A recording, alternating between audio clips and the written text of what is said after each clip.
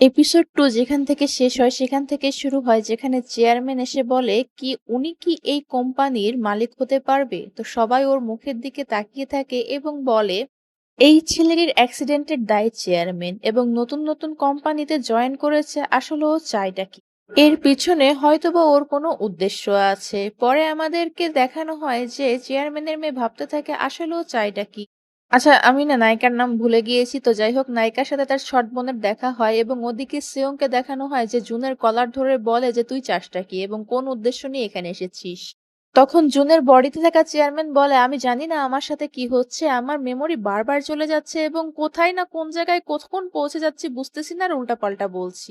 সেয়ং বলে তুমি ওই ৩ কোম্পানির নাম কি করে জানো? তখন সে বলে যে আমার অফিসাররা আমাকেই ৩ কোম্পানির নাম বলেছে এবং প্রেজেন্টেশনে আমি ওনাদের দিক নির্দেশনা অনুযায়ী বলছিলাম। তখন সিয়ং বলে তুমি কি আর অন্য কিছু জানো? তখন চেয়ারম্যান বলে যে না আমি আর কিছুই জানি না। কিন্তু যখনই সিয়ং সেখান থেকে চলে যায় চেয়ারম্যানকে দেখানো হয়, সে বলে আমি আমার টাকা এবং চেয়ার সবই তোমার কাছ থেকে ছিনিয়ে নিব। জুনের কাছে তার পার্সোনাল অ্যাসিস্ট্যান্ট আসে এবং বলে যে তার যে ব্ল্যাক মানির যে অ্যাকাউন্টটি আছে সেটাকে বন্ধ করতে হবে, যাতে কেউ ওই ৩টা কোম্পানির নাম জানতে না পারে এবং এই বিষয়টাও যাতে অস্পষ্ট থাকে এবং ধামাচাপা পড়ে যায়। সেখানে সিয়ং এর একজন ফিমেল এমপ্লয়ি চলে আসে এবং বলে যে গিয়ং আপনাকে ডাকছে, মনে হয় কোনো ফ্যামিলি ম্যাটার আছে। সেয়ং গিয়ং এর অফিসে চলে আসে এবং সেখানে গেউলকে দেখতে পেয়ে বলে যে তুমি এখানে কি করছো? তখন সেয়ং গেউংকে জানায় যে সে এখানে অনেকদিন ধরে ইন্টার্নের কাজ করছে, তাই তার লয়ালিটি চেক করার জন্য তার হাতে থাকা সকল সম্পত্তি সেয়ং আর গেয়ং এর নামে করে দিতে বলে। এরপরে আমাদের গেউলকে দেখানো হয় যে তার সকল সম্পত্তি সেয়ং আর গেয়ং এর নামে লিখে দেয় এবং এই বিষয়টি সম্পর্কে সে তার মাকেও বলে দেয় এবং পিছন থেকে চেয়ারম্যান সবকিছু শুনে ফেলে এবং বলে যে তার সৎ ভাই বোন এখন তার কাছ থেকে আবার কি নিয়েছে।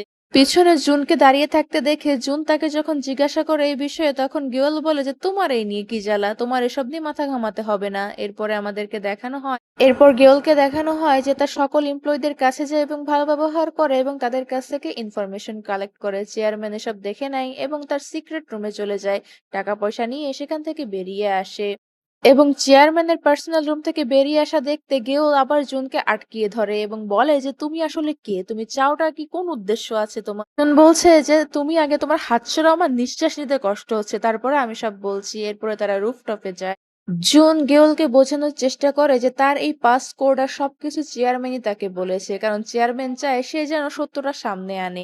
তখন গেওল বলে তুমি যখন জানোই আমার ভাই বোন তোমাকে অ্যাক্সিডেন্ট করেছে তাহলে সবাইকে সত্যটা জানিয়ে দাও না। তখন চেয়ারম্যান বলে আমার কাছে কোনো পাক্কা প্রমাণ নেই তাই আমি পারছি না, কিন্তু গেওল তাকে ফোর্স করা শুরু করে। তখন চেয়ারম্যান বলে যে আমি জানি তুমি এখানে কেন এসেছো, তোমার উদ্দেশ্য হলো একটাই, তোমার ভাই বোনদেরকে হারিয়ে তুমি এই কোম্পানি নিজের নামে করে নিতে চাও, তাই না? আর এই সত্যিটা আমি প্রেসিডেন্টকে বলে দেব। আর এটা শোনার সাথে সাথে গেওল তাকে একটা পাঞ্চ মারে এবং বলে যে এটা সত্য কথা না। তখন চেয়ারম্যান বলে এটা যদি সত্য কথা না হয় তাহলে তুমি আমার সঙ্গ দাও, আমি এই কোম্পানি কখনোই তদর্কে নিতে দেব না, আমি এই কোম্পানি নিজের নামে নিব। আর এই সমস্ত কাজে তোমার আমার সঙ্গ দিতে হবে। কিন্তু গেওলকে দেখানো হয় যে চুপ করে থাকে। এরপরে ফ্যামিলি মিটিং দেখানো হয় যেখানে গেওলের মাকে তারা একদম বাঁশের আয়াদের মতো ট্রিট করছে। তারা রান্না থেকে শুরু করে সমস্ত কাজ তার মাকে দিয়ে করাচ্ছে এবং সে দেখতে পায় তার মা একটি ছোট্ট রুমে থাকে যা কিনা একদম বাসার চাকর বাকরদের রুমের মতো। গেয়ং সেখানে চলে আসে এবং গেওলকে বলে যে কোনো উল্টাপাল্টা কাজ করার চেষ্টা করবে না, এটা বলে তাকে থ্রেট করে সেখান থেকে চলে যায় এবং গেওলকে দেখানো হয় যে বলে প্রতিটা বদলা আমি একদম নিব। এরপরে আমাদেরকে দেখানো হয় কোম্পানির সবাই জানে যে গেয়ং আর সেয়ং চেয়ারম্যান হতে পারবে না ততক্ষণ সাং জেই চেয়ারম্যানের সমস্ত দায়িত্ব পালন করবে।